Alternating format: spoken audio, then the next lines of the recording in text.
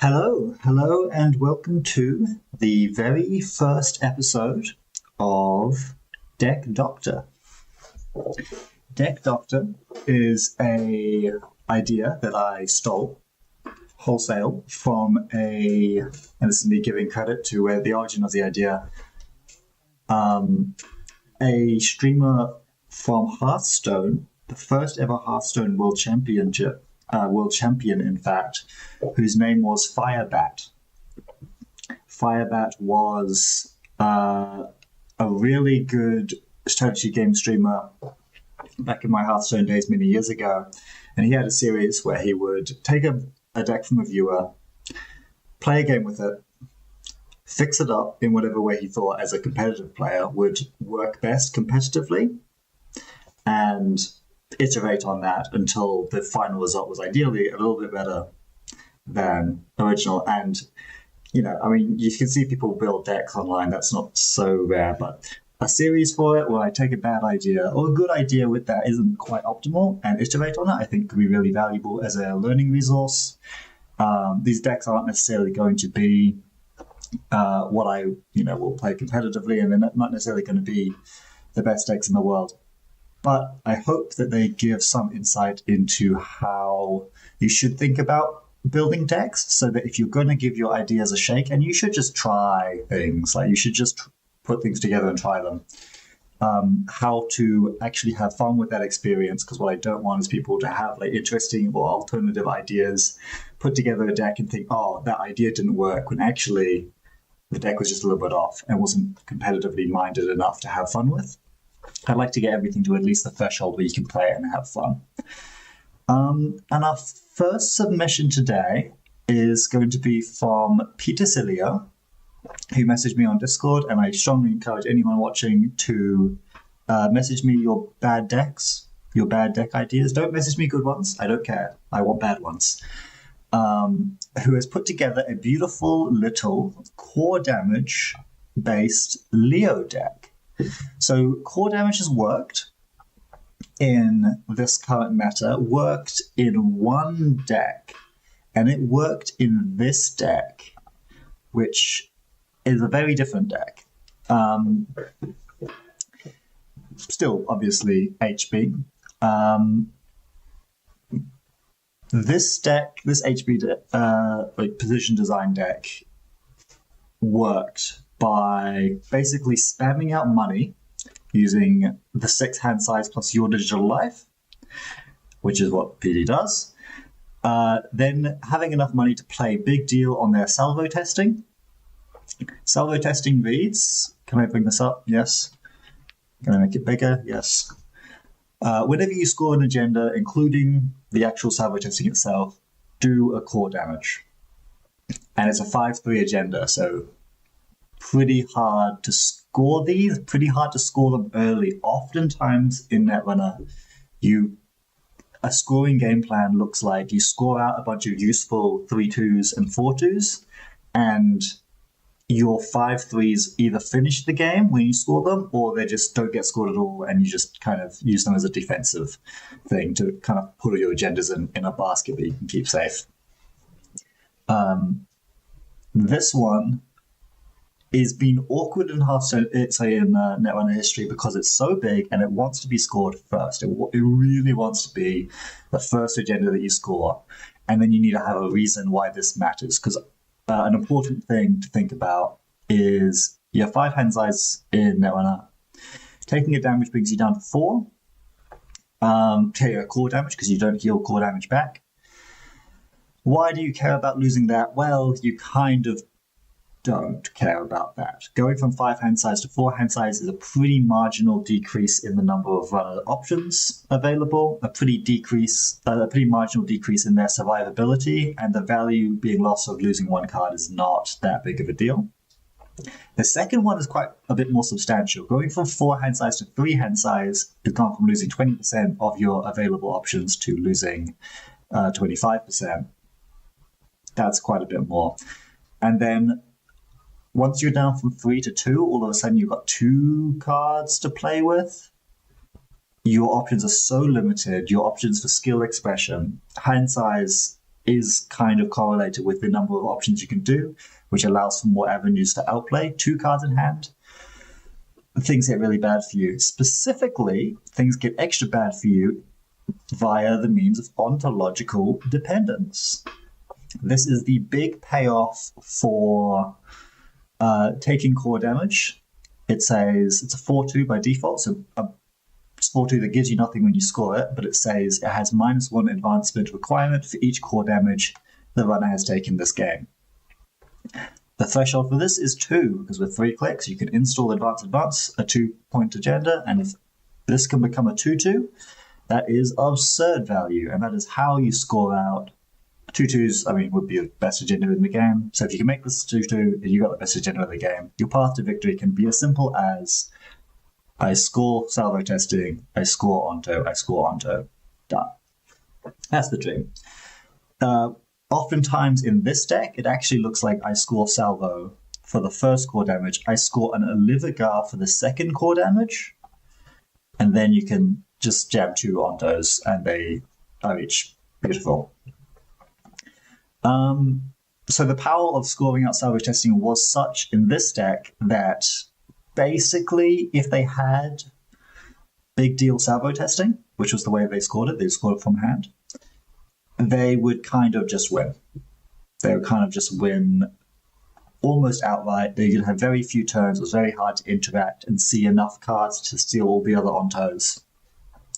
If you could steal all the ontos, they did sputter out a little bit, but because they could fast advance them, and because it's PD, you can kind of just get some clicks in some ways. It was very good. They also ran dupe-side grids. They often wouldn't even protect dupe-side grid, or if they did, it was with a single piece of ice, just to deal the extra core damage, because again, you need to get to 2. The fast way to get to 2 is just to score the salvo off the dupe-stat, and then you can just roll them. Notably, they wouldn't run damage. This is not a damage deck. This is just put 7 points in your score area by dealing 2 core damage, and it works. Interesting thing to note here is that the chosen agenda suite, which I completely agree with, is very few agendas. Agendas ice, very small ice suite with tiny little barriers, tiny little code gates, although surprisingly taxing, and tiny little drafters. You can't run through drafting. So this does demand that you install your full breaker suite pretty much if you want to get through all these types. But they'd usually just chuck 1 in front of each server. Their third server was just a dupe stat if they iced it at all. And it turns out this is correct for this type of deck. We are taking a very different approach using this Leo deck. We have to table our salvo testing, which, I'll run through what this list does because it's very important. We also want to score salvo testing first. This is the primary win condition of the deck. It may work without doing that, but in order to justify salvo testing, to justify this whole core damage idea, scoring salvo testing is still step 1, meaning we have to draw it, and because we can't fast advance it, we have to have a place we can put it when we draw it, where we can reliably score it out.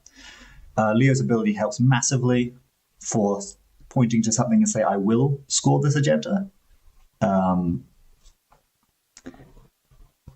So yeah, that's step 1. We're still trying to win out with ontologicals.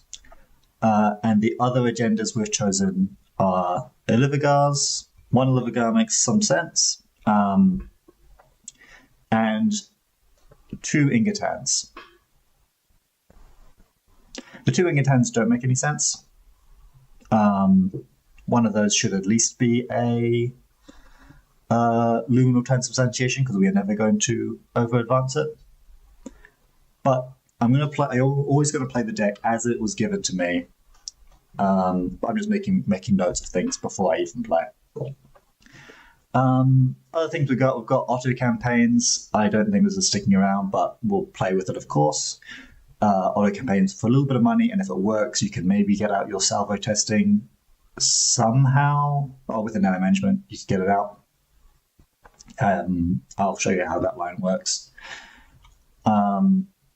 Anthills for money is not a bad idea at all. You do have influence to work with playing Leo because all your good stuff is in faction. Spectres Regoliths are going to be our main source of dollars, which tells us that this is not nearly as fast as this deck, but we're saying that's fine because we can play bigger ice, so we can go slower, we can slow the game down. All good stuff. I'm going to note that Dupestad in this deck kind of makes more sense because we're expecting to stick a remote server, but I'm curious as to whether or not we can afford this as our dedicated location. What are these? Region? Because this deck is also doing assets, and I like Tranquility Home Grid a lot, so I'm curious as to what I'm going to feel about this Dupestad. Obviously, it's the way to get the second. What's it called? The core damage that we need. But we'll see how the 3 Dupestads is also a lot. It's also a lot of Dupestads. I'm worried of drawing 2 Dupestads and just saying that's not good. And the Ice Suite is a bit speckly. We've got 1 Ablative Barrier, 3 Bronze. Bronze, of course, you run 3 Bronze in Leo. Bron is a Biroid. Leo's ability massively benefits from Biroid, even though Bron isn't necessarily the one you want to be trashing. It's just also good. Hakal is a Biroid, and makes a little bit of sense in this deck. This is a Biroid that does core damage and ends the run. Hey, that's not bad. The 1 Ablative Barrier, I love Ablative Barrier. I think it's so good. It might not be right for this deck, and I'll talk about why later. MIC is just good in Leo, and it's a good code gate. 1 Unsell. Unsell is not a premium ice at all in this meta, I don't think. I'm rarely impressed by Unsell. But it's a Biroid, so you can kind of just slam it in. 3 Boomies, you just put those in Leo, and 1 Jaguarundi as the bad face check, I guess. I don't like Jaguarundi, I don't think he's very good. But we don't have a tag punishment. I don't know. We'll see whether or not I like Jaguarundi in the game that we play. And the kick of the deck, the roundhouse, might have noticed, we've got 8 influences of measured response in here. 2 measured response. This card is the most important one to know. If you're playing Netrunner, it reads, play only if the threat level is 4 or greater. That means 4 more points have been stolen, which, if we're losing, will happen, and if we're winning, may happen. Deal 4 meat damage, unless the runner pays 8. Our server is going to be very expensive, so I could imagine a world where the runner goes, steals our points, and then has less than 8. Could absolutely happen, I would expect that. And if we've done 2 core damage to them, this just kills them. Most of the time. Well, all the time. If they've taken 2 core damage and they don't have tricks, this will just kill them. So I'm curious as to how this will play and whether I feel good about this as a threat. One thought I had before even going to the game is that if we are the one who have gone to this threat 4, the runner does have to make a successful run to turn this on, and also be broke. If we're the ones at threat 4, and that's how we've done the core damage, we can kind of close out the game on our own. We do have 3 ontologicals in here. This is the win con if we do the core damage with our Dupestads and our salvos, I'm assuming. Then they take all the ontos, and we can't find our ontos. This is kind of another ontological, as crazy as that is to say, because we can, rather than just fast advancing ontological, we play measured response, and that also ends the game at a high threat. Maybe a weird way to think about it. Obviously, you can kill regardless of core damage. Sometimes you can just play 2 of them and work. But yeah, it's a spicy include. I don't think people are going to expect it very much. And let's give it a darned go, hey?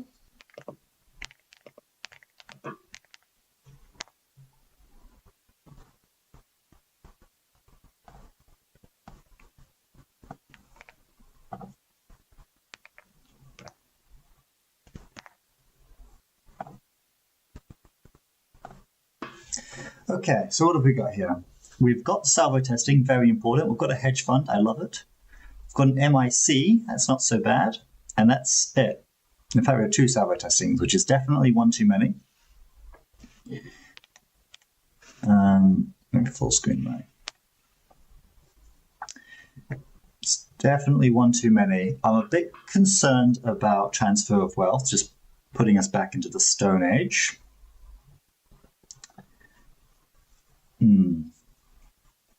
Well, we can always bring up the list and see what else we've got. Turn 1 ice. I'm not sure if any of our ices can turn 1, but I'm not sure that jamming hedge fund MIC salvo testing at the moment is going to fly. So this is going to be a mulligan. We need to find our assets in order to float this game, I think. Okay, we've got a couple lines here. I love putting an HQ ice down. It could even do a core damage, but probably won't. But this is just so that if we do get like boomerang transferred, we have counterplay. It may simply be hedge fund ice ice, and we save the asset jam till next turn. It could be ice HQ ice remote and install a asset. That's probably too greedy against Sable. It is simply going to be a hedge fund. We definitely need to put something on HQ. I love putting a boomy on HQ in case of emergency. And we've got to do something else. Obviously, we do need to ice R&D at some point. Hakar's probably not the ice for that, though. Hakar's probably going to sit on my silver one. I'm not sure if you guys can hear the audio. I'm going to turn it down because JNet noises are not necessarily what everyone wants to hear all the time. Okay, now let's see whether we get, well, R&D mark is obviously beautiful. We have nothing protective in our deck, so this is just an empty server. And if they steal the salvo off the top, we're in a seriously bad spot off the get-go. That's a good serve. That's a good turn 1 run. They get nothing though. Hopefully that's our next piece of ice that's going to help us out for the long term. Oof, that's a good draw. But we didn't get boomerang transferred, so I'm not complaining. It was a piece of ice that's going to help us out for the long term. That's fantastic. Now the question is, do we Regolith first or do we Anthill first? And I think the answer is we are going to... Is whatever we play here going to get pinholed? Probably. Which one of these do you want to get pinholed first? Probably the Regolith. So what if we could ice R&D Regolith server 1, hit Regolith for credit. That's just saying pinhole me. We could Regolith MIC server 1 and take a credit or something. I think we do need to defend our centrals. We're still a long way off having a game plan towards winning, so rushing doesn't really work. And we do need to draw...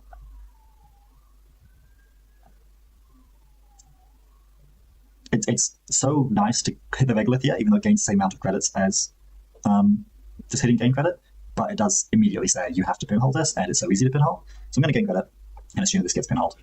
Yeah, we do need to draw a salvage testing to win.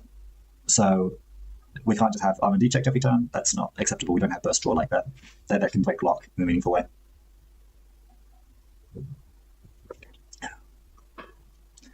Was R&D mark, so this does probably scare away the run at this point. I doubt. Oh, does not scare away the run. But I can I afford to res MIC just to end the run? It denies them. It actually does deny them a click because they don't get a click from Sable. This was a risky run, man. If this was Boomy, they just tank it. Uncell tanks it. Like this is a ballsy run. I will deny them the click and the access because I have a way to bounce back my funds.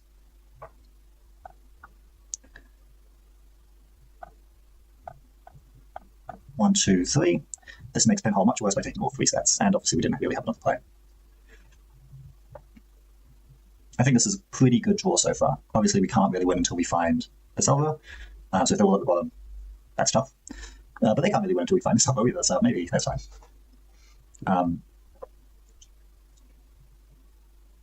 Yeah, I think we're doing okay. Decks felt smooth so far, haven't had anything come crashing down, nothing's going wrong. Against some decks I may even have considered keeping that first hand that had the salvos, but not against a deck that wants transfer of wealth. Because I need to be able to do res Boomy, continue to encounter ice. I can let them use the boomerang. There's no reason to pop beforehand. Not let me think for a moment. Am I going to just remove the Boomy to stop this massive swing? I think I probably do. It's too much money. They don't have a Sentry Breaker, so it's not like they can do this every time. I only lose 3. I can still raise that call. They do need to clear the tag if they take it on the chin. Maybe it goes through this time. Okay, maybe it goes through this time. Obviously, this is a lot of money for them, which is not great for me. They do trash the anthill, which is free for them, which is because of Jezza. But if I remove the Boomy, they do still run the HQ. They still get the stable click back, so you shouldn't think of that as being the opportunity cost, because they have clicks left anyway. So that's not. You don't deny access by popping it there. Weirdly.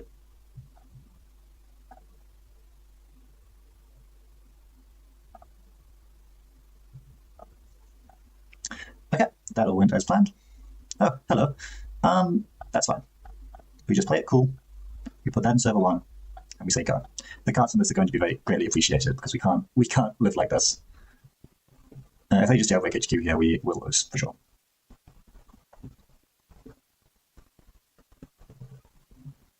They have chosen not to run, which I think is crazy because you're wasting your chase for credit, you're wasting your Sable click, and the revolver was only costing you 2. Maybe you're saving it for the late game when you do need to run a remote. Okay, this is where I wish the Stoop Stead was maybe money, but maybe it's fine. I need options now, I think. So I'm going to put this in a new remote and res it right away. I don't feel the need to put in a dupe stack because I don't think I'm fast advancing anything anytime soon. So I will draw. And then I'm happy to play a hedge fund. Okay. Money's good. Money is absolutely flowing. Having emptied a Regolith, we're looking like we might empty it until somehow no pinholes is a pretty bad draw. Very, very happy about that. Their money situation is amazing. But, Kuopio is still a lot of money to break. Okay, can't do anything with this. Leech for breakpoints. Okay, sure. Not important now, but certainly will be. And we have no purges. Mystic is great. Okay. Oh, some beautiful ice. Oh, I would like another asset. Do we put something in the remote server and see if they are able to run it? I don't think they're going to believe that they are able to run anything yet. So I'm going to install 3 cards. That's definitely going in server 1. I don't think we're scoring these ontologicals before the core damage. That's definitely going in server 1. And this is going somewhere else so that we can draw for our next turn. Considerable to res here, to discard an onto, because we probably don't need 3 ontos, but we can do that later. They're probably not going to trash by Spin Doctors since it's just too many clicks. Maybe they will, and that's probably fine.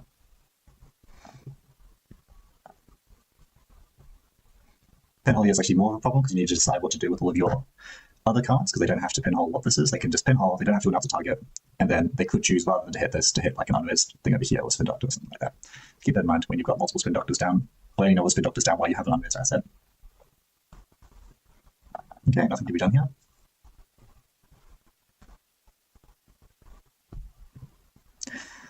Transfer of wealth again. Okay, first of the revolver counters coming out.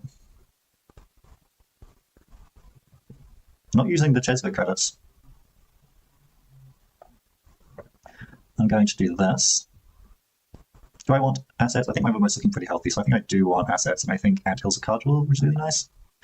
Shove your Antill back in there. So there's you, and see if I can allow this access.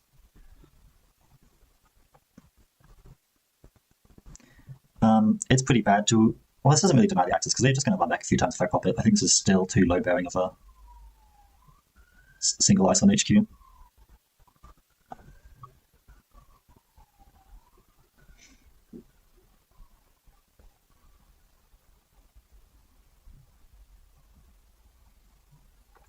Kuwabila. So that makes all of our cheap barriers terrible to res, of which I believe there was an ablative in here, which I will now never res. And that was what I wanted to mention with regard to the risk of running large barriers alongside very small barriers in this current meta, where Kuwabila is the best. The most common factor to expect. Mercia. Hello. I want to Spin Doctor. Let's put you and you back in.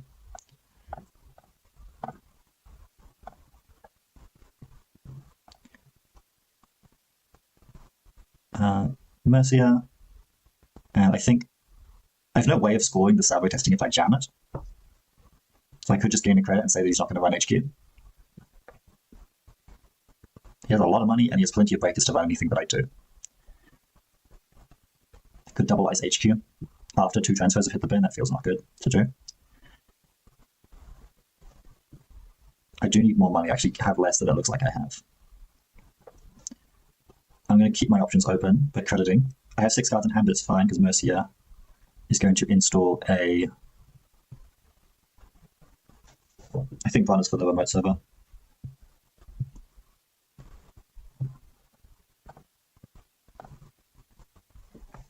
This is the downside of running these packages outside of PD, is that PD has 6 hand size, which is a lot more hand size than 5, it feels like. And your hand don't really can get this bad on PD just because you can have other things in there. Otherwise I can spin these away as well. Maybe I should have actually. I should have drawn other than getting a credit so I could spin it onto. That's probably correct. My bad. Okay, short gambling with Mystic Money, running archives for the free leech counters, lovely. Class act just to draw back up. Okay. We have no defensive upgrades, so our ice is truly it. Can we confidently say that a 2 runs through a Boomy and a Hakal is too much for them to expect to be able to do, assuming that we use our Mercia as our defensive upgrade? I think that's not nearly enough. So I have to draw for more options. That's not a good draw. That's not good. I'm going to gain a credit. Mercia is going to install this Bran over here in server 1. And then I'm going to get rid of one of my Salvo testings, and I think I am going to get rid of one of my Ontos. R&D is the mark. They still can't break Mick. Hermes is probably fine. We're not going to score that many things. That's their way of getting through MIC, and they are going to do it. Are they going to fully break, or are they just going to do the 2? Well, you never fully break. I could choose to end this, but it doesn't really do anything. So I'm going to let them see the top. We know there's probably no meaningful points in there. It does deny a click, an access into click, because they're going to get the disable click from this, but NMIC is actually quite resilient. Yeah, I'm concerned about remote server's ability to hold here, but we'll see. Multiple runs through a Bran is just flatly expensive. Okay, they're interested into what's here. This is where we can begin to tax them out, because now they're running not Salvo testing, so we are going to waste Bran.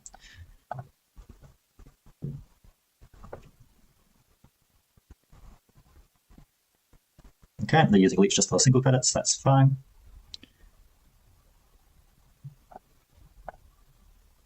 We are going to raise Boomy because we can pressure revolver counters a little bit. And it's not free. Now Hakal is not as good. Hakal is 1, 2, 3, 4, 5 to fully break, and it gives a Kura Bureau counter.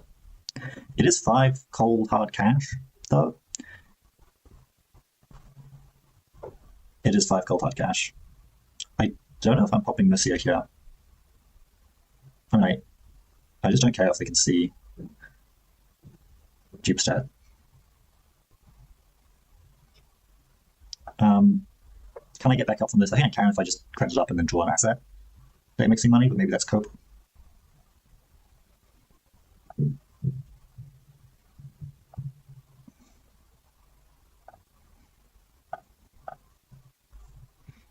definitely not going to deraise. Oh, sorry, we have a Spin Doctor. Deraise another installed card.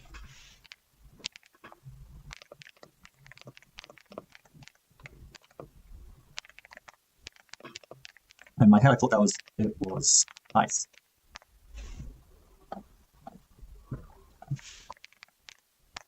Right, and now we can decide what to do about this. I think we just let them see it because it does cost them money to trash the Mercia. I don't care if they trash the juice stat. We can reinstall it very easily, and it costs them a lot of money to do.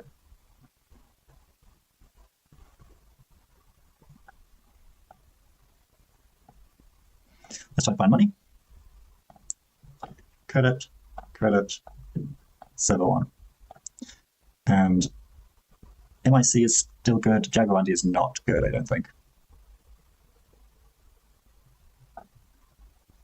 MIC is too expensive.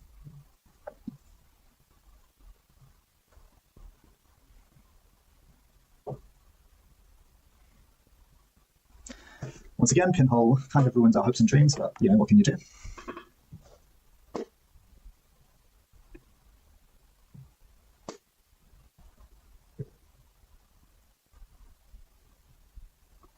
I'm not impressed by these Duke stats. It's kind of a way to get the extra core, but the fact that it's not Tranquility is pretty upsetting. I think it's possible that Tranquility is just enough more money that it matters. Company matters. Well, I could immediately pop Boomy to prevent extra Bravado money. How much does it prevent? A bit. But also, this is the last of their revolver counters. That probably matters more than money. And again, I can't stop an access. And I shouldn't think about it that way. But they just see Duke State credit. What are they going to do? Pay for? No way they can pay for, right? That would actually put them on a meaningfully low amount of credits. I doubt that, actually. I could be wrong. Maybe they're like, oh, that's the second Duke Stat. They do trash Duke Stat credit. Okay, they want 8 credits now, because that was, say, Bravado one. They get all the money back afterwards. 8 credits is a lot. But, you know, out of a revolver counter, that's pretty scary.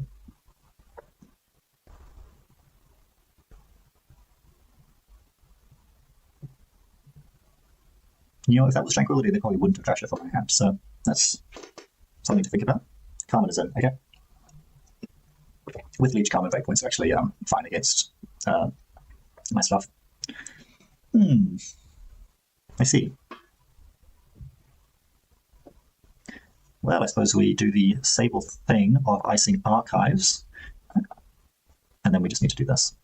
The 4 money from Antil is going to be very juicy next turn, and that might be the window that we play. If they don't have good money operations in here, I will happily install advance the salvo testing and just say that's how I'm playing.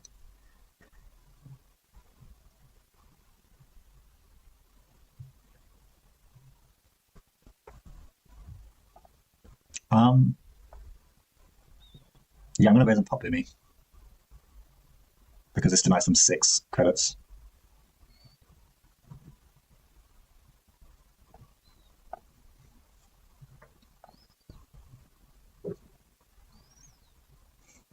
And a Leech counter. Just uses their chest first, so it doesn't really cost them money, but this Queen Getaway needs to be successful. So I'm going to use Leah to trash it, by the way. And then I'm going to save my agendas, because I do not want them to be stolen. Using Spin Doctors removed from game text, which puts things back into your deck. Okay, now they are broke, because I trashed that. Boomy denying them 6, because that Queen Getaway does need to be actually successful. Here's tricks. That's something. I think it's just install advance salvo testing, and it's time to take a window that we have. Obviously, very tempting to Regolith for money. But when you have a window, you take the window, and our hand is disgusting, but we're never going to afford this bump. So if they transfer us again, we've already seen 2 transfers. It could totally have a 3rd transfer. They've class acted half of their draws. We should assume they have good cards. But so far, I say the deck is going well. I think there should be a defensive upgrade in here. I think there should not be Unsell in here. Unsell's feeling really expensive right now. I think there should be Hakal in here. I don't think it does enough. This is actually a thing of Hakal a bit cheaper than it looks like it is, because they will have a Kuopira counter to use for one of the Vine ones, but the amount of money and the amount of clicks it takes, they cannot stop this salvo testing, which is nice. So I can score this. That's step 1 of our game plan complete, and then our options open up a little bit.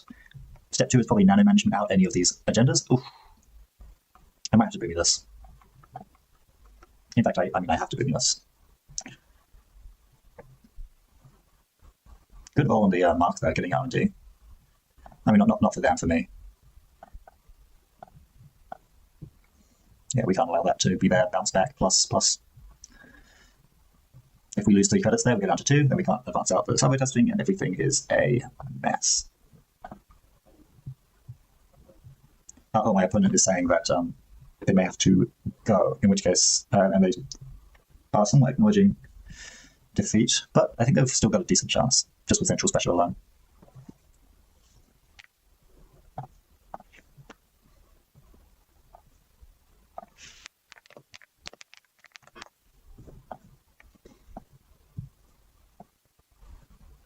Okay, they click back from this. Unlikely to be an agenda seeing we have so many of them in hand, but there's still 2 salvos in there.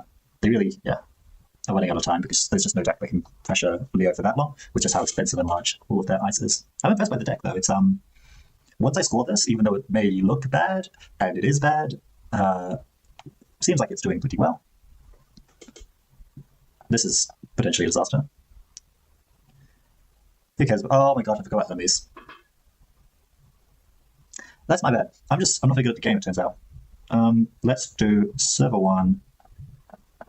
Because now we need to go to where's the answer. How do I forget about Hermes? I'm so bad.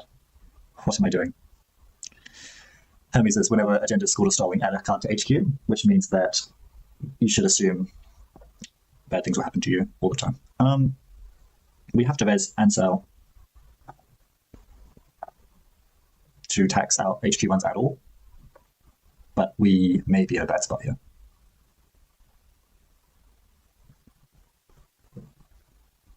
Aye. This is fine. This doesn't cost them just for anything, right?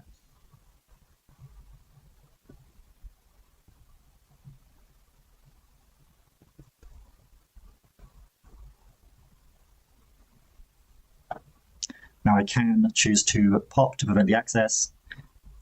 It might be a double access, which could be a disaster, but they're just going to run back. Onto. Okay, there was no Hermes lag at that time. How nice is that? But yeah, we are somewhat cooked. Without like a seamless angle, there was no real way. I mean, we could have single advanced because nano management can be a seamless, right, for 5 credits. But scoring the server off the board, even in that pretty generous window, was pretty hard. We have another one though. I wouldn't count ourselves completely out. And a fully resolved auto campaign plus an enemy management can also fast advance it. There is no way that will happen, but you know, it's a nice idea.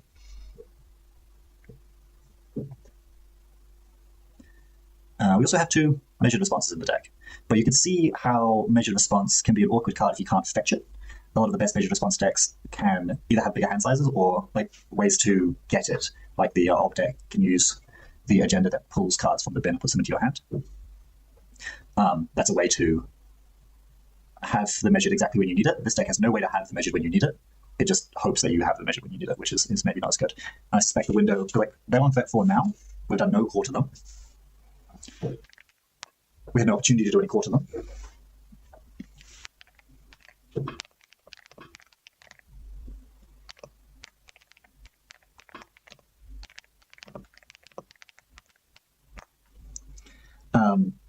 Well, yeah, we didn't really have an opportunity to do any core.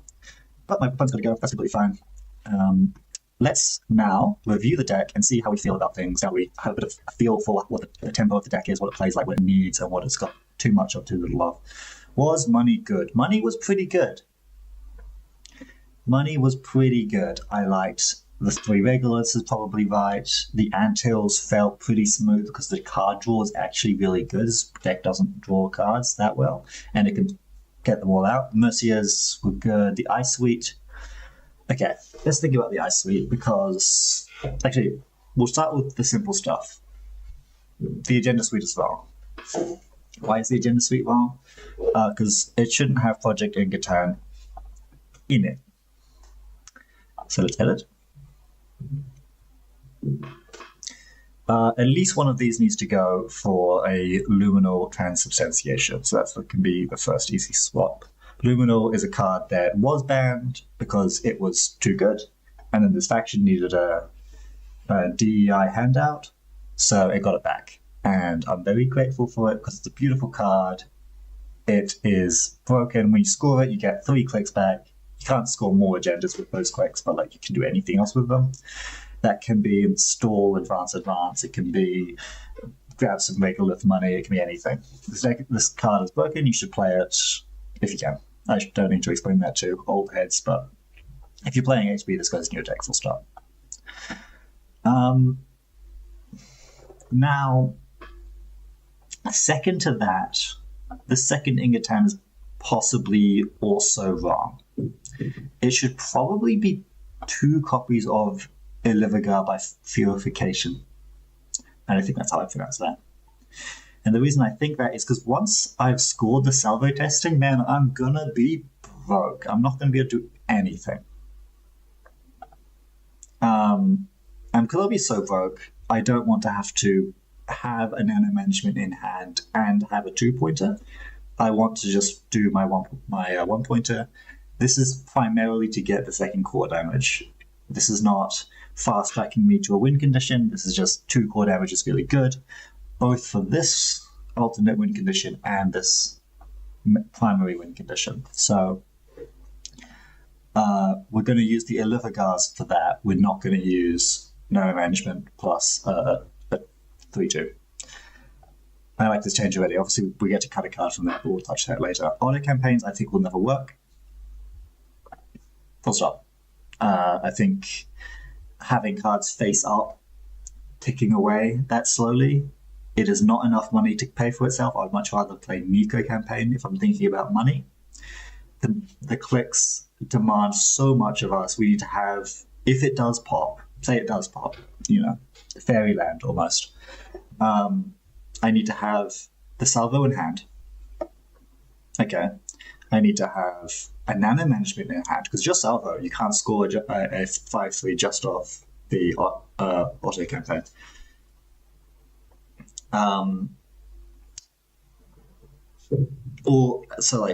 It requires things to line up in a way that I don't expect to happen enough. And if it does happen that they could not have run that server for that long, I would rather just have played the server testing. Yeah. So no autos doesn't work. I would consider Nico campaign. I would not consider auto campaign. Do we still need nano managements? The answer is maybe. What are they doing for us now? If we don't draw our Elivagars or our Elivagars get stolen, it means we could still fast advance out a 3-2 ontological. But I don't consider these core anymore. I don't think they're that important. Obviously, they can score out our luminal transubstantiation, but we're not really doing tricks with that. It's cool, but it is just that. So I think these are less important now that we're moving away from the 3-2 angle. I'm going to leave one in there for now. I just say, just as a placeholder, it's an option. Duke Star Grid, I think, is probably too greedy. I think it's very expensive. We are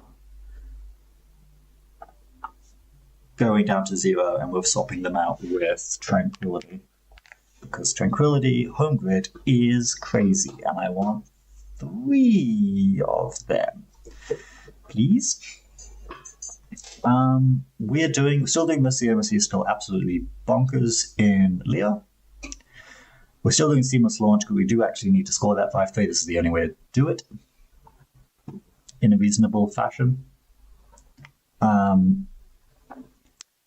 I didn't get to play with the measure response win condition. You can see how frail it is with how small an amount of time we spend at that threshold, and also kind of expecting everything else to go our way as well. I'm going to leave it for one game, and once one is more relevant where it could potentially work, I'll review that. Ansel is just not a good enough piece of ice for my mind. Jaguarundi doesn't impress me much. It's just kind of boomy but worse. I mean, a lot of things are going to be boomy but worse. This deck loves boomy, but whatever. NYC can go 2-3 probably, just to make up for the lost cards. I think Hakal... Does Hakal impress me? It is kind of doesn't much impress me when Brant's doing what it does, but it does say core damage on it, which is kind of funny. I think Ablative Barrier doesn't make any sense for this deck. I think Kurapira is just going to eat it for breakfast. I would consider... I'd almost consider a freaking... What's it called? The Code Gate. The really good Code Gate. Where's my ice? Where are you? The Code Gate, that liked one of them on the server, the Scatterfield. I like Scatterfield for Centrals. It's really nice. But it probably doesn't work in this deck. It does really, really want to stack things. Drafter is really good. It's another 3 strength, 2 subroutine, and having multiple of the exact same type can be over-indexing. So, 2 good against some things and 2 bad against other sets of breakers.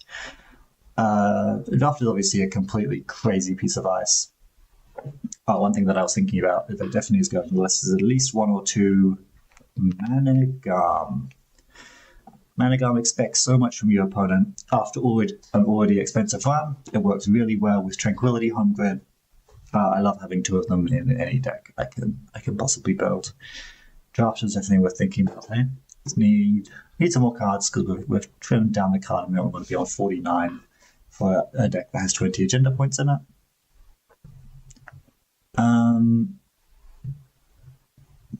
Do I still care about nano managements? I think one nano management is probably fine. In this deck, I wonder if we consider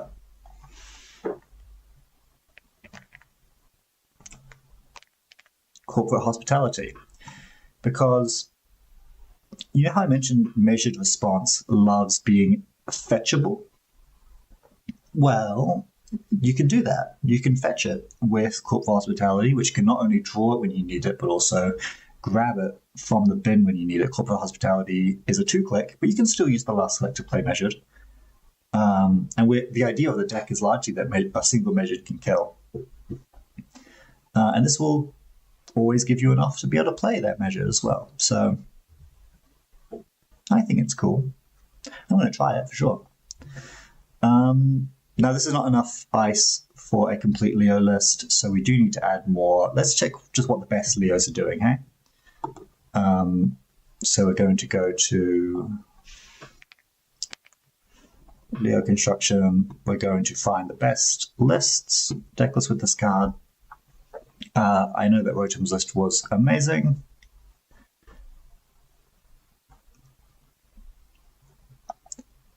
There were 2 drafters in there. There was 2 fly swatters in there. I think I'm very, very sad to have fly swatter in the deck. They spent influence on tattoo. We don't have that kind of influence because we're doing measured. And I'm happy to leave the Antilles for now. I think that's actually a pretty reasonable include. Hagen is worse now that Dolls are gone, so I wouldn't strongly consider Hagen. I think Hakal is going to be our Hagen-like thing, and I'm going to be okay with that, even though I don't think Hakal is especially good. Okay, I think 2 drafter and 2 drafter and a fly swatter sounds just fine to me. 2 drafter, 1 fly swatter. Oh, that's one too many. Which one of these is going? Are they still on 3 MIC? They do like the 3 MIC in that list. Yeah, any of this stuff going? No. How many ice did they have total in the good list? 6, 5, 5. That's 16 ice. We are definitely lower than that. 14. So maybe we should cut a non-ice and keep the fly swatter. Maybe we'll go down to 2 tranquility.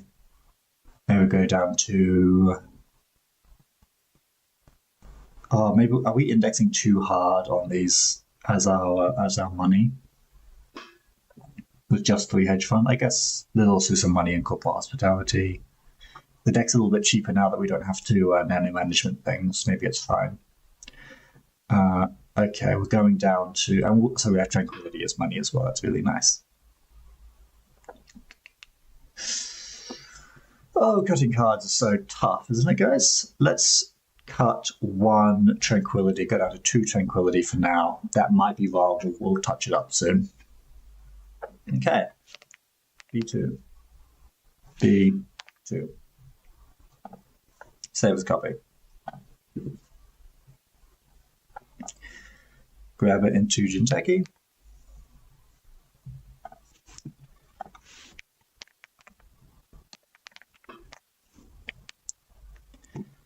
Okay, another Sable.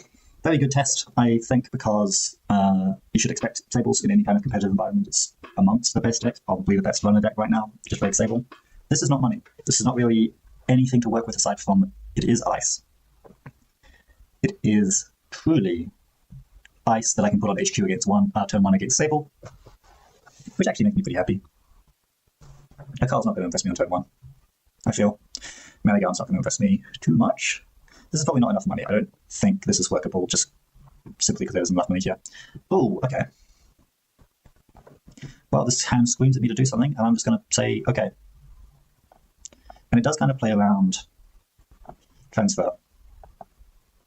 Because I can res both the Sveglith and the Mana Gun, go down to 1 credit, and then things are not so bad, right?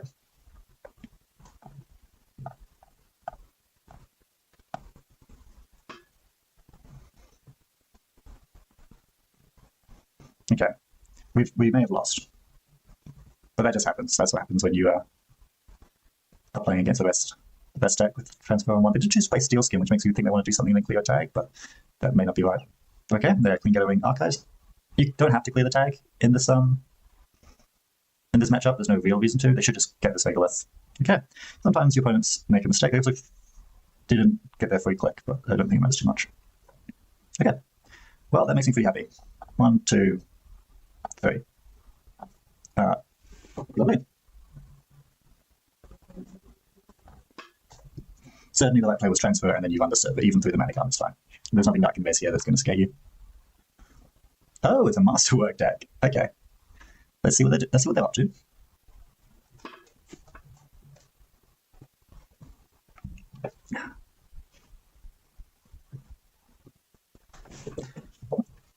I'm already pretty happy to have a Mana Gun around. Mana Gun is just such an amazing card. It's so taxing. And you think about it, it's just like it costs you 2 and it install. And at the very least, the runner will have to spend, like, holy, okay, that was just a salvo on top there, that's fine.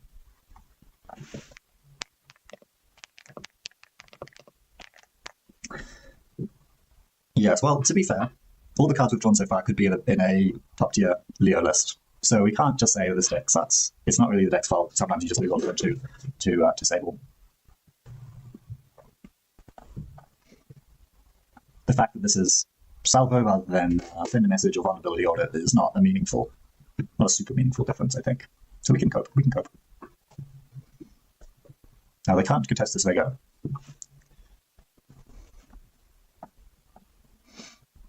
Now I can technically de-res this Vega with and put more money onto it, which is very funny, but I think I'm going to... I mean, it's kind of funny, but no. The other guy here is to do the next 4 damage after I score a salvo testing, which I'm definitely going to do. So let's take 3 from this asset, 3 more from this asset, and do I play Brawn or do I just play the next regular? I probably play Brawn on HQ.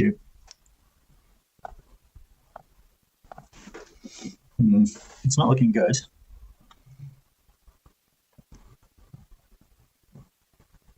They are kind of poor, which is pretty nice.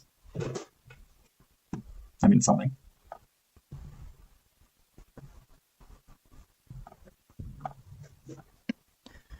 Oh. Running HQ, this is absurdly risky from them for what this could be. It is just fun, I don't have a punish. I'm going to let them through. They can take a Lithic out, it's fine. Okay, it's not great, but whatever. Draw. Draw. You don't serve I'm sure. Okay, this is going poorly, but we can do it.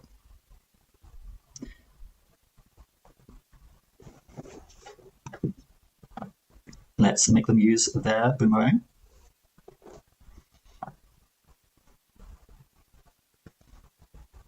They're going to spend their clicks. And they can't use their Chezos. They can't afford to trash this mana gun. This was probably a mistake. They almost certainly should have clicked for a credit first, so that they can at least trash the mana gun. Having to spend these 2 clicks twice is extremely, extremely expensive. And also they can't trash the Vegalith, which is pretty cool. Empty multiple Vegaliths is kind of a win con.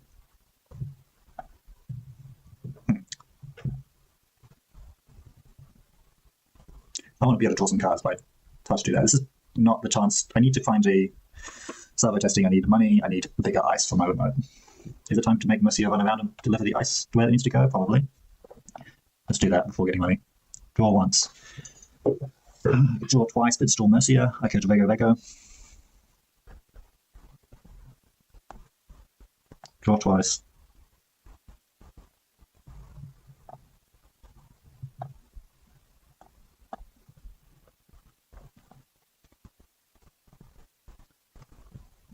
This one needs to go into server 1, I think.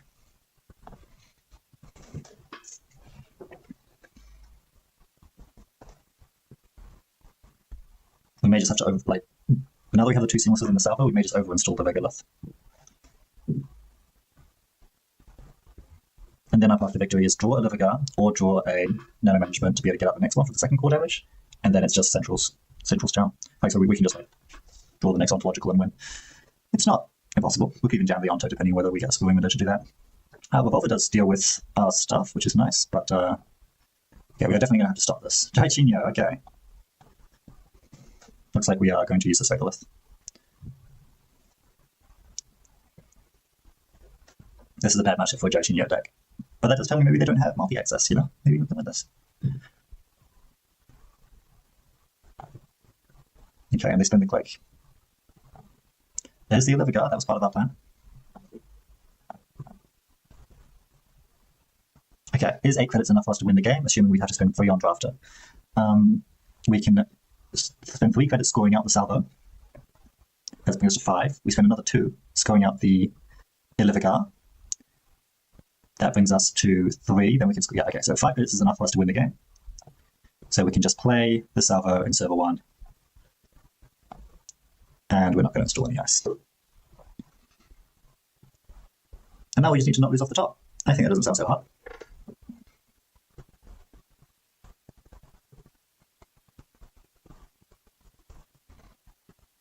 We'll find both of our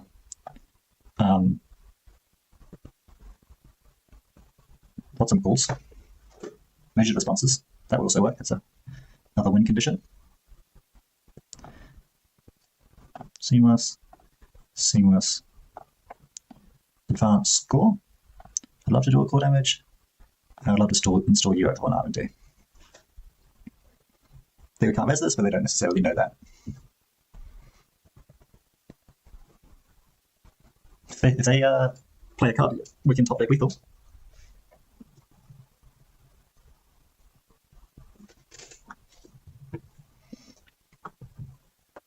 Clickless masterwork cantrip? Nope, nothing.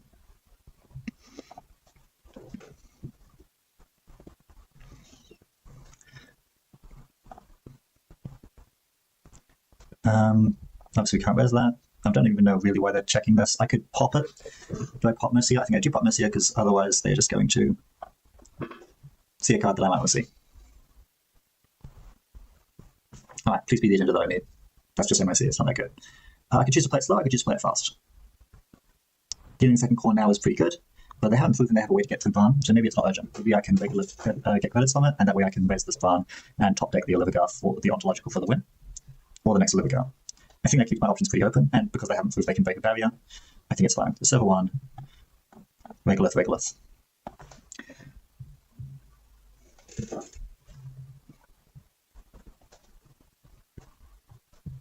It's working. It's all working. And man, am I glad that I don't have to pay for a Nano Management 3-2 right now.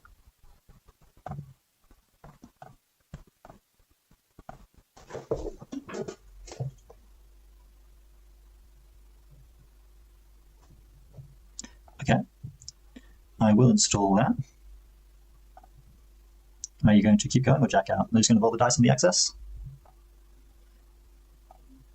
Please don't just win. Okay. Well, that went about as poorly as everything could, but I felt like I had a path to victory.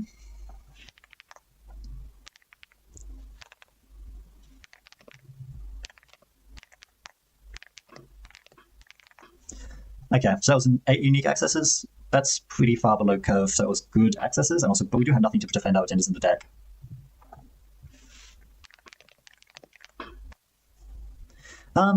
Okay. I felt like there were paths to victory in both games. This game, I felt like the path to victory was faster and probably better, even though we kind of got rolled by Sable's transferring us on turn 1 with very little we could have done about it. I think this was a good game. We may go 0 for 3, which is obviously it would be a shame. I'm going to play another game of this. Are there any changes I want to make? Well, getting the second core damage was kind of annoying. So that makes me want to think, do I want to bring back Dupestad? But if we look at the money situation, we couldn't have afforded Dupestad. Everything being cheap, it costing us basically 5-6 credits to win the game. Or maybe like, assuming we have to do the Livigar as well, which I think we should assume. It costs us 3, assuming we're using both seamlesses, to advance out the first agenda. Then it's costing us 2 more for the Livigar. It's costing us 2 more, that's 7, and it's costing us 1 for the last Onto. You know, Onto / Livigar. That's not bad. That's the cheap route. It's a shame that we haven't really drawn the measured responses because they haven't justified themselves yet. There was a window in that game, I think, that we could have just drawn it and won. But because we haven't been drawing the two of them, and we have no way to get them, we have corporate hospitality now, I would like to draw that as well. I think I will maybe run this back exactly as is. Is there anything that this was obviously missing? The no management in some games is going to be a must. No management in some games is going to be a must. So should there be two of them? No, because we can get it back with corporate hospitality if we really, really have lost it somehow. And otherwise we will find it eventually. And we only need it after the salvo's been scored, so we should assume we're pretty far through the deck by that point. I think this is an example of a one-off that makes sense. Corporate hospitality being a flexible one-off that can get back what we need makes some sense to me as well. Did we like the ice suite? The ice suite felt beautiful. Had no problems with it at all. Okay, I'm going to run this back as is. I don't see an obvious swap that would have fixed that game. I think we just got high rolled. I think cheaper ice, something like a tattoo bowler, would have changed that game up for us quite a lot. If we could have, on turn 1 or 2, chucked tattoos on R&D or HQ, so that we couldn't have been transferred, and it would have printed us a bunch of money. And we got a lap. Might be a little bit slower. Maybe gives more of a chance, room to breathe. Okay, hedge fund ice. Very defensive start. Maybe useful. I don't like the Olivia guy in my hand. That's just not useful at all, but it's maybe workable. There's no asset here to jam. I would love to jam against Shaper on turn 1, even Lat, which is on the more aggressive side of what Shapers are doing. But usually, I want to be able to jam. This is a good hand. Let's see what happens with Mulliganer. This is a better hand. Question mark?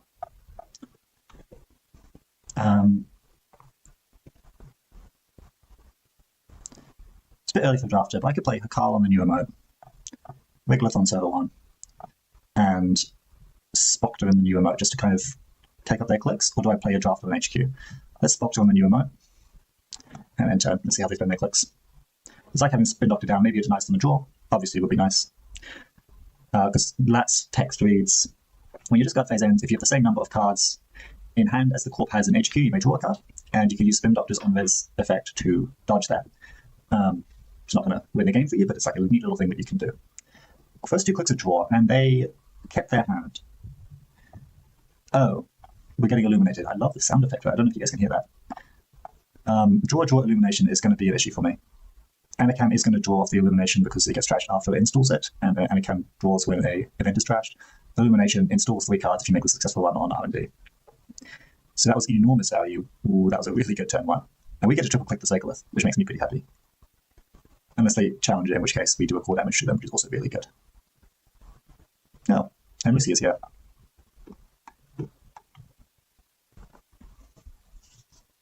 I kind of probably want to... Oh, they're not drawing.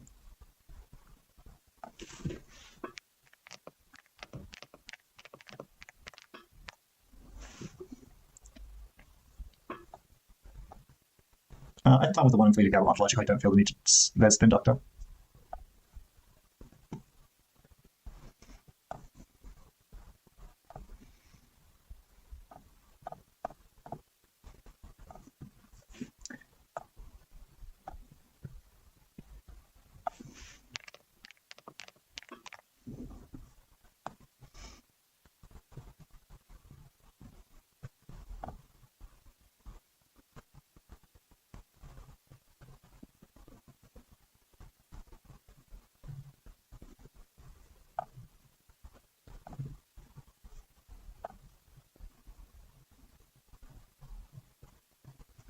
Oh, we're getting overclocked. SMC overclock is very flexible. But we can force it to be propeller, or... We actually draw a lot of cards if we do this. So we can res the Spin Doctor for 2 cards. Then we can res the Hakal, de-res the Spin Doctor, and then they can encounter that. Now it's pretty cheap for them to go and grab a propeller, use only 2 counters and walk through it, using overclock credits. Also, we're at 6 cards now, so they cannot match us with Lat very easily. I believe they can stone chip very carefully, but if they do that, we can actually on-reaction spin Doctor. So they are definitely not getting Lat this turn. Yep, it's the Propeller. Then it's those 3 to get Propeller, 2 to break, and then they can choose whether they want to spend 3 of their money to deny me the opportunity to... They do deny me the opportunity to grab more money. That's fine.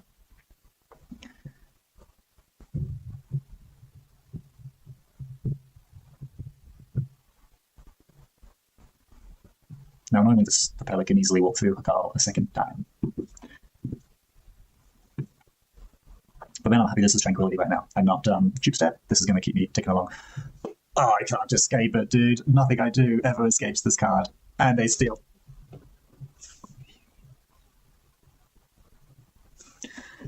It's fine. It's probably fine. It's fine. It's fine. It's probably, yeah, it's fine. We don't have a punish for that tag. They did just cheekily use their stone chip before I was able to trash it. Not that I think I would spend a quick click and 2 goes to do that. We definitely want you in server 1. I definitely want you in server 1. And I definitely want a credit. And that's all. Now, hopefully they face check this. Sometimes they do. If they face check, they're thinking everything is fine except for MIC and Drafter. And MIC is not that bad because they can't afford to visit, so they'd be thinking only bad hit is MIC, it is Drafter. What could go wrong? And that's good. That's exactly why when and that's exactly the time that you should play with Drafters.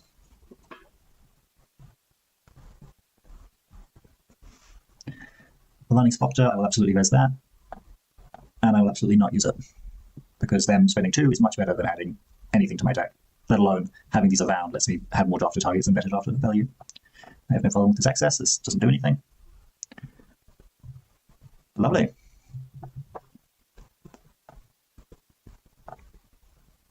This gets me my first drip of value. Now it's time to make my centrals expensive.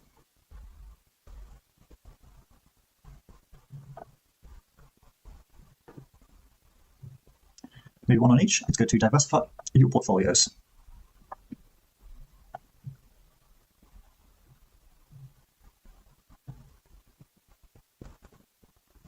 Okay. Not sure when this server is going to come down. I might need to wait until I draw more stuff for that, because I should consider this Hakal to be like infinitely permeable right now. I guess I can pop it, but that doesn't fix problems. I need a way to score this server. I can't install Advanced, it costs too much and it's too slow. It's too money. So I'll definitely try and get this Trank value next turn, but it's going to feel good doing a core damage to Lat if I possibly can. Okay, this makes things a little bit more awkward. Please don't steal my salvage testing. That's fine.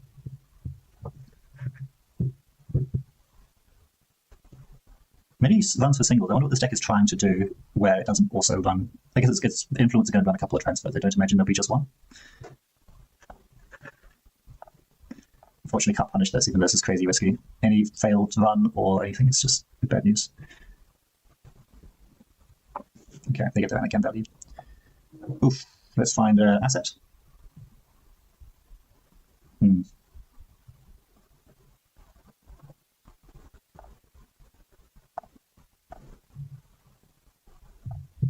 I'm going to advance this. Because I can still, if I advance them down to 6, raise Drafter, I'm at 3, raise Mana Gun, I'm at 1. That's not good.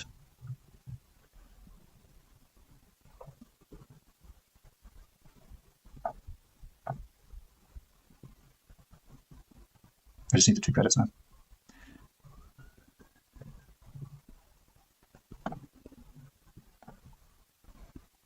Oiler is good. It breaks MIC for 3. I think you should really wait until there's some guaranteed MICs there.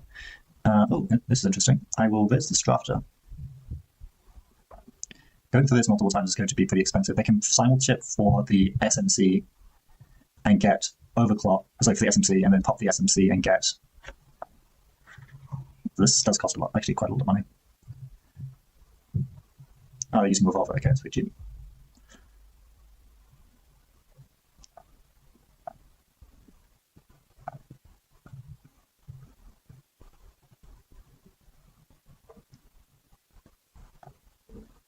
I'm going to pop this.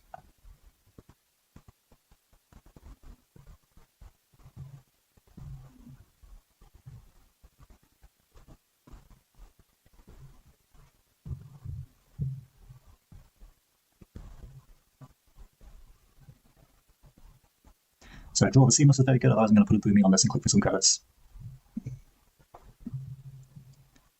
And just say that the revolver is not going to cut the mustard. Because there's a spin doctor in my bin, if drafter fires...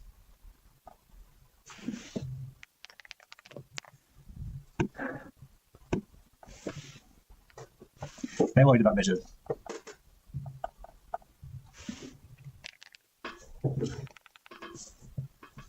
It's just funny because it actually is in the deck, but we literally have not drawn it at even remotely useful time. We've drawn it at all. It's been at the bottom of the game. Oh, okay, they played a short gamble. Do I res the Manigar to make them spend 5 money? That way, if I draw either measured, I can play them. I can even draw for measured. They do have 8. Do I think they're going to take the salvo testing and not trash either Tranquility or Manigar?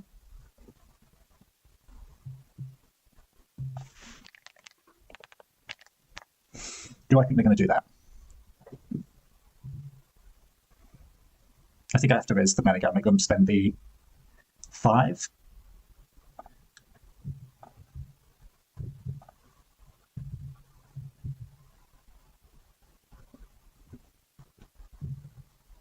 They spend all their money.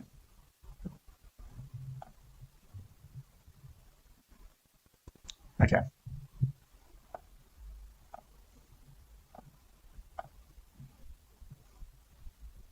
Now we have to find our cards. We have to draw. Probably don't need you anymore, probably don't need you anymore.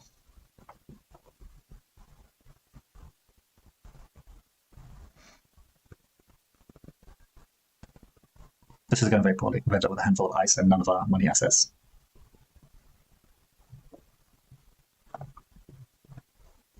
We can still win, we still have the measures. But maybe that's kind of code.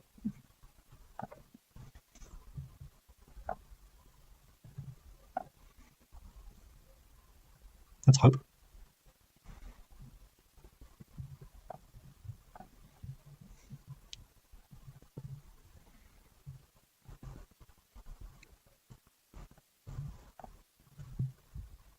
Am I jamming the salvo? No, I still don't have a way to score it.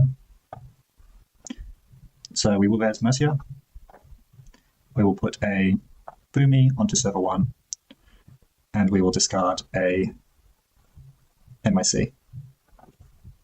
Just flickering an oiler just breaks NYC very cheaply. We can't afford it.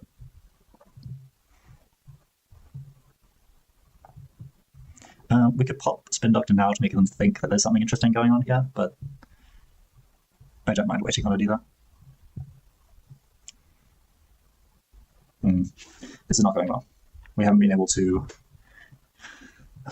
go quickly, and we haven't been able to go slowly either. There's an awkward middle ground. They are turning on.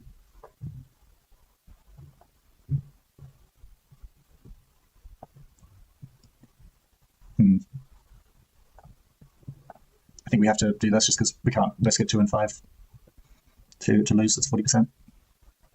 No, at least not multiple times. Like they can still get through if they really want to. Okay, this fitting everything. Do I want to pop MIC? Yeah, I think I do.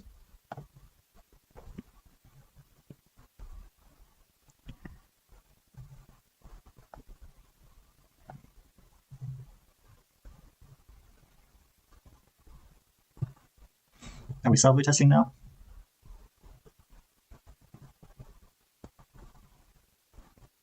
I think so. We're spinning. Yeah, we can spin back some cards. Spin back some MICs, I guess. I want the other ones as options for drafter or something like that. There's going to be salvo testing in server 1. Gain credit.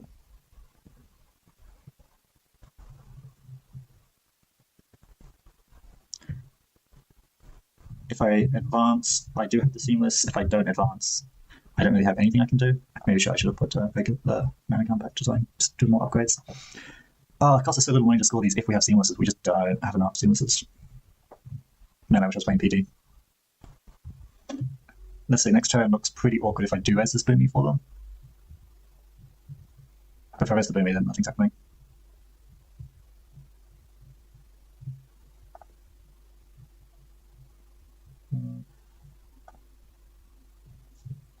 Actually, am I using this text? I think I need the Messiah in the remote. I can't.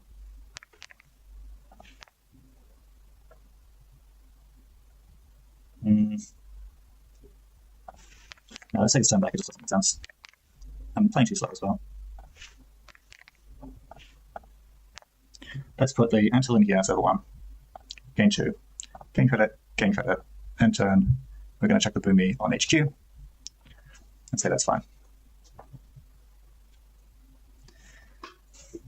They don't have that many revolver credit counters.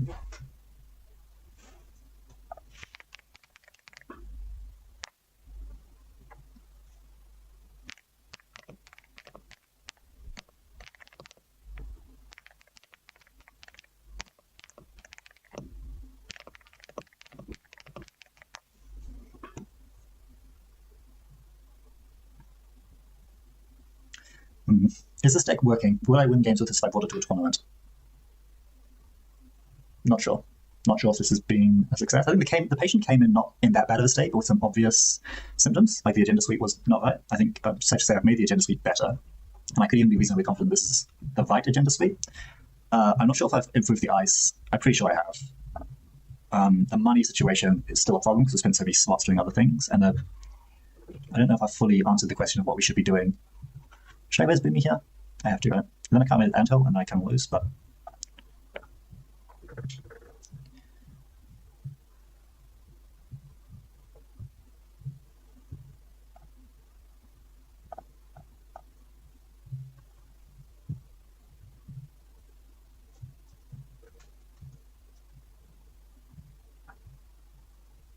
Okay, they're not bovadoing through the Boomy at the very end.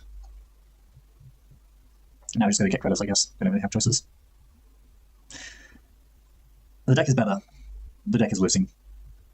Can it work?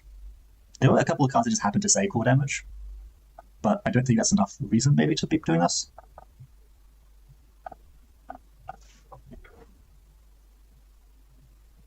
It's just, yeah, it's hard. The good Leo deck has so few cards dedicated to agendas because it just runs the 6 3-pointers and the good one. All of the agendas are extremely tempo positive and give you money. You can run lists that run off-world office and architect's deployment list and things like that. These agendas are not tempo positive, but they do help you win the game. It does kind of put you in an awkward... Oh, okay. So they've refreshed their Revolver, which is bad for us. We cannot let this happen. Unfortunately, we can't afford to base this farm, so if they do that, we just lose. Probably just lose here too. Oh, there you go. That's the win card.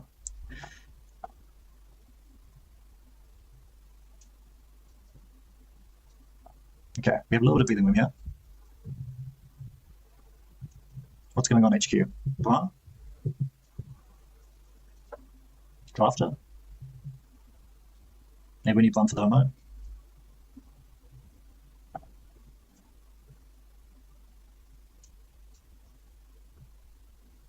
I think we need Bran with the HQ just to end the run. They can't break it. And then we need credits. Next time we make big money off the Antil, we jam the salvo, we jam the drafter, and we figure it out from there. Right, guys, that works.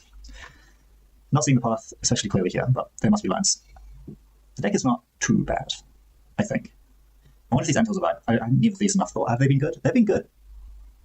I don't think they should be cohorts. I don't think they should be humanoids. Humanoids is the other thing was it doesn't cost influence. So maybe these should go, humanoids should come in.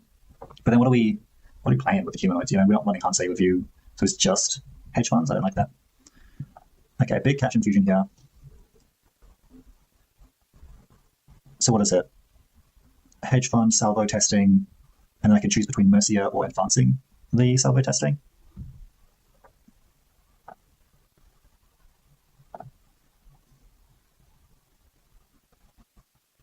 I could draw. I could not play hedge fund.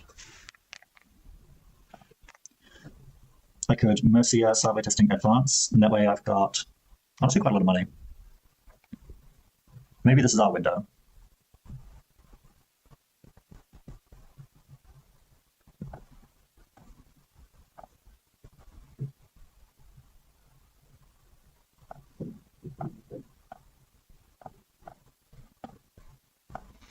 Okay, I think if we don't get it here, if we don't score this here, we don't really have a path to victory. So let's try and make this work. Because like eventually they will hit on a single.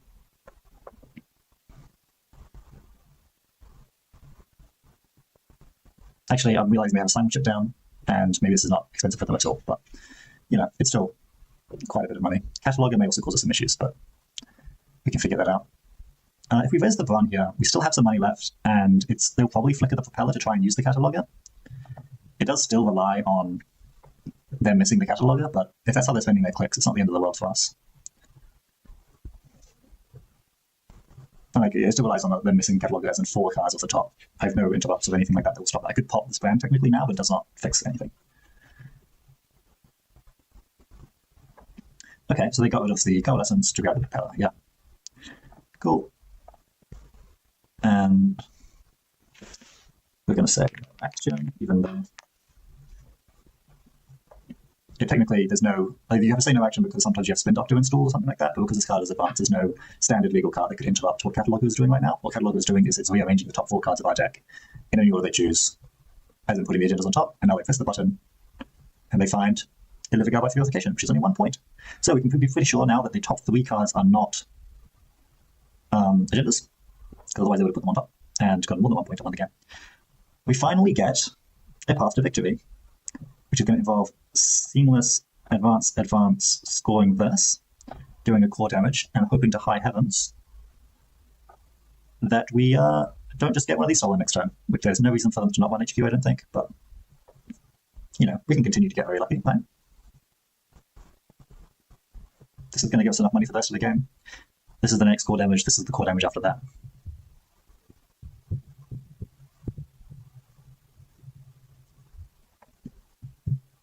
We unfortunately couldn't move this Mercia onto HQ because we don't have an ice to install with it. Mercia installs an ice and follows it.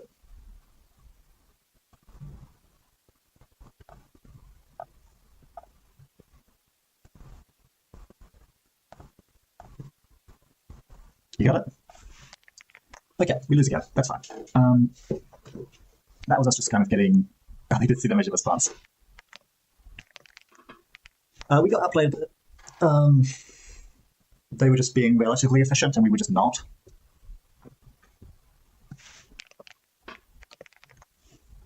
We were just not being efficient. Why were we not being efficient? What were we doing so wrong that regularly I can do so easily? Okay, I will say the patient is surprisingly... I thought we would get better results than this. After the first game going mediocre, made some change I'm pretty confident in. I think the deck is still bad. Unfortunately, we didn't draw a lot of the interesting stuff. Maybe I can do a follow-up at some point. It's definitely staying in my list of decks that I can play. I like the Corporate Hospitality idea. I wish I could have tested it. Maybe I should have put more in for the purposes of that. Measured response in that game would have been nice to see, but of course we didn't see it. I think having 3-mana management was too much. This is a better agenda suite, I'm fairly certain. This is a very high quality ice suite, which I'm pretty happy with. I'm not sure about that calls, but that's probably okay. You can see how rarely the core damage subroutines actually fire ever. Runners just don't let subroutines fire. Like, good decks just don't fire subroutines. Tranquility, I think, is probably better. You don't need to kill them. You just need money. You need tempo. I like Manigarm. it works well with the Tranquility and is just a good card. Mercia, of course. Seamless, of course. In fact, I wish there was a way that we could get the seamlesses. They're just so important if we can only score them off the table. Not that we have to limit ourselves to only scoring them off the table. Future experiments I might do would be to say, like, can we run a big deal list in here? Can we do Skunk Void and play, like, Hyper Glacier? But then I think at that point you should just not be playing this list. You should be playing the other Agenda Suite. Because, if you can score out everything off on the table, why do they have to be the core damage cards? Why not run the ones that give you things? But yeah. Okay, I hope everyone enjoyed that experiment, that deck doctoring. And maybe learned something. Maybe learned nothing and hated it, but watched the whole thing. I appreciate you anyway. And I want to thank you to everyone who submitted their decks in the first place, specifically to Peter Cilio. Very kind. And yeah, have a great